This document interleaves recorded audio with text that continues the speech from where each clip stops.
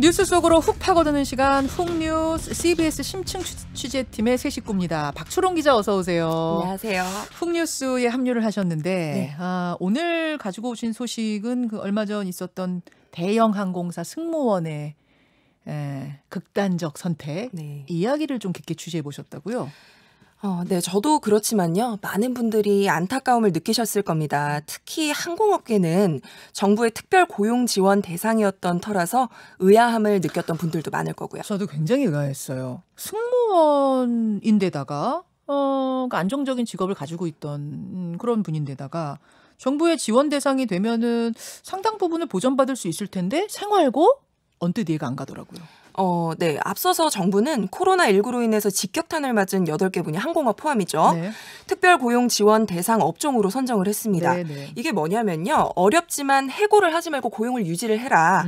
대신 정부에서 직원들의 휴직 휴업 수당을 최대 90%까지 지원해주고 특히 이 8개 업종은 기간을 늘려서 240일까지 지원해주겠다. 뭐 한도도 상한해주겠다. 이런 취지예요. 자르지 말고 휴직을 이어줘라. 예, 고용 유지 지원금. 예. 하지만 이번 승무원 자살 사건을 계기로 저희가 들여다보니 제도 곳곳에 허점들이 보였습니다. 오늘 훅뉴스 시간에는 그 취재 내용을 전해드리겠습니다. 우선 그 실상이 어떤지 동료 승무원 목소리를 들어보셨다고요? 네, 10년 차 대형 항공사 승무원들의 목소리부터 들어봤습니다. 같이 들어보시죠. 정비나 일반은 통상임금을 받아도 230에서 80까지 꽤나 되거든요. 근데 객실 승무원은 그러니까 실수령의 기준에서 150도 못 받는 사람이 있어요.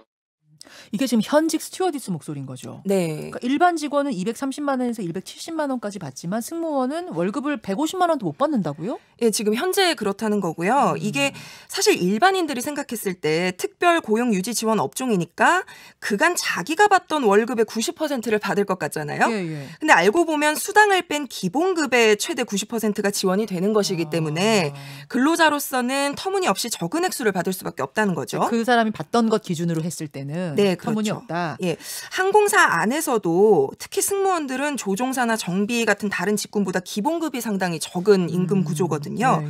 이게 비행 수당을 받아서 월급을 보전하는 형태의 좀 변칙적인 구조인 거죠. 아하. 그러니까 지원 금액도 적게 잡히는 거고 그렇군요. 방금 목소리를 들으신 약 10년 차 승무원의 경우는 그래도 150만 원인데 네, 더 어린 연차 승무원들의 경우는 더 적은 액수를 받게 되겠죠. 그런 분들이 가정을 책임지고 있거나 또 사회 초년생이라서 모아둔 돈 없으면 극한의 상황까지도 갈 수 있다. 이런 거군요. 네, 물론 돌아가신 승무원분의 마음을 힘들게 했던 게 경제적 요인뿐만은 아닐 수가 있어요. 네네. 단정하자는 건 아니고요. 굉장히 근데 힘든 상황이었던 것은 틀림없어 보입니다. 비슷한 고통을 호소하는 다른 동료들도 쉽게 만나볼 수가 있었거든요. 네. 또 다른 승무원의 말도 들어보시죠. 오피스텔 1,000만 원에 70만 원, 80만 원. 그러니까 보증금이라도 빼가지고 둘이서 좀 뭐라도 할 수 있으니까 좀 던질 수 있으니까 나도 평소 친구들 못 만나. 지금 내가 이렇다고 뭐 나가서 후배 친구들한테 돈 붙을 것도 아니고 그러니까 나도 사실 친구 관계는 끝난 거고 저도 겨우 부모님들이 용돈을 줘요. 근데 이 문제가 이제 승무원만, 항공업만의 문제가 아니라는 게 더 큰 문제죠? 네, 앞서 말씀드린 것처럼 특별 고용 지원 업종은 항공업을 포함해서 뭐 면세점업, 공연업 모두 8개 분야가 네네. 있는데요. 일단은 저희가 다른 곳도 살펴봤는데 면세점업 이야기를 안 할 수가 없네요. 면세점이 공항에 많으니까 여행업이 타격을 받으면 면세점도 크게 타격받을 것 같아요. 네, 근데 앵커님은 면세점업이 지원 대상이다라고 하면은 판매 직원들, 지난해 이제 여름휴가를 가실 때 나에게 립스틱을 추천해줬던 그분, 예. 이분도 정부 지원으로 월급의 상당 부분을 보전받고 있을 거다 이렇게 생각하지 않으세요? 당연히 그 직원들 주라고 지원해 주는 거 아니에요? 네, 그런데 그분들은 지원 대상이 아니었습니다. 아, 그래요? 왜죠? 우선 특별 고용유지 지원 대상이 면세점업이에요. 이건 맞아요. 예. 예를 들어서 근데 화장품 브랜드 판매 직원이다라고 하면 도소매업으로 분류가 되거든요. 그래서 이분들은 지원 대상이 아닙니다. 잘 이해가 안 가요. 면세점 업은 지원 대상인데 거기서 판매하는 사람들은 도소매업에 종사하는 직원으로 분류된다? 예, 그러니까 A 화장품 업체의 직원이 면세점에 파견 형식으로 오는 거죠. 그래서 이분들은 도소매 업종 직원분들인 거죠. 그래요? 예. 이 부분에 대해서요. 김성원 서비스연맹 백화점 면세점 판매 서비스 노조 수석 부위원장의 말로 들어보시죠. 예. 실제로 면세 업종에 해당되는 사람이 약 5,000명, 그 나머지 3만 명이 협력업체라고 소위 말해지는 도소매 업종으로 분류되어 있는 사람들이에요. 정부에서 엄청난 돈을 들여서 특별고용 지원 업종에도 선정을 시켜주고 그렇게 쓰여졌던 모든 금액들이 단 5,000명에 대해서만 해당이 되고 거의 대부분을 차지하는 3만 명은 지원이라든가 이런 것들이 하나도 없었던 게. 협력업체 소속인 게 문제군요. 네. 그러면은 정작 코로나 사태로 피해본 사람들이 지원 대상에 안 들어간다는 소리예요. 그렇죠. 이 경우엔 그렇죠. 이들이 속한 업체가 별도로 지원금을 신청할 수도 있겠지만 네. 그러자면 심사를 거쳐야 하고 정부가 지원한다고 해도 또 기업이 일부 부담해야 될 부분들도 있어요. 네. 그렇다 보니까 영세업체의 경우는 그냥 무급휴직을 시키거나 일을 그만두게 하는 경우도 늘고 있다고 합니다. 한 면세점 입점업체 화장품 업체는 직원들을 일반 백화점 매장으로 보내서 이전과 동떨어진 업무를 시켰다고 해요. 뭐 하루는 광주, 하루는 마산 뭐 거기에 있는 백화점 이런 식으로 끌려다니다 보니 결국 직원들이 그만둘 수밖에 없는 상황까지 갔다는데 예. 이 직원의 말로 한번 들어보시죠. 예. 면세점은 언어 전공자고 백화점은 메이크업 스킬 전공자인데 제 생각으로는 이렇게 돌리는 게 실제로는 매출을 올리는 거라고 하지만 직원 입장에서는 관두라는 소리밖에 안 되는 거죠. 왜냐하면 권고 사직을 잘 안 시켜주잖아요, 회사에서는. 저 같은 경우는 제가 느껴서 이거는 퇴사하라는 소리를 이렇게 돌려서 하는 거구나 하는 좀 생각이 많이 좀 받아서 저는 이렇게 나오게 됐고.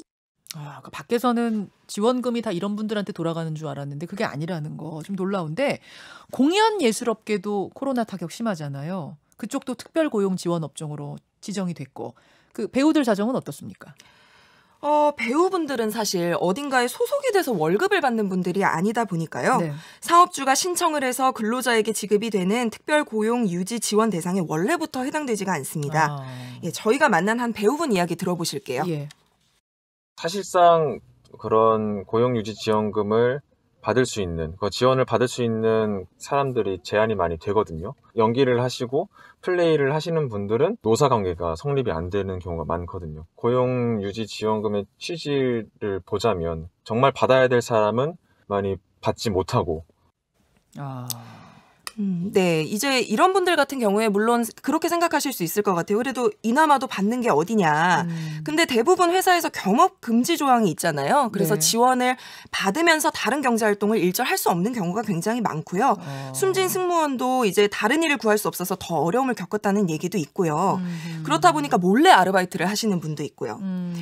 물론 이제 기업이 고용난을 겪고 있는 상황에서 이런 정부 지원금 굉장히 고맙고 좋은 제도인데 변칙적인 임금 구조나 네. 협력이나 파견 업체를 통한 고용 불일치 문제 때문에 뭐 노동자성을 인정받지 못하는 문제 때문에 제도의 한계가 나타나고 있는 현실입니다. 지금 굉장히 잘 지적해줬네요. 이 제도 자체는 훌륭하지만 구멍이 좀 많이 뚫려 있는 것 아니냐. 이 부분 오늘 승무원의 극단적인 선택 이 사건을 통해서 이곳저곳 박철웅 기자가 들여다봤습니다. 훅뉴스 박철웅 기자 수고하셨습니다. 감사합니다. 김현정의 뉴스쇼는 청취자 여러분의 참여로 이루어집니다. 트위터, 페이스북, 레인보우 게시판, 그리고 단문 50원, 장문 100원의 유료 문자 샵 1212, 우물정 1212 통해 참여하실 수 있습니다. 김현정의 뉴스쇼 여러분과 함께 만듭니다.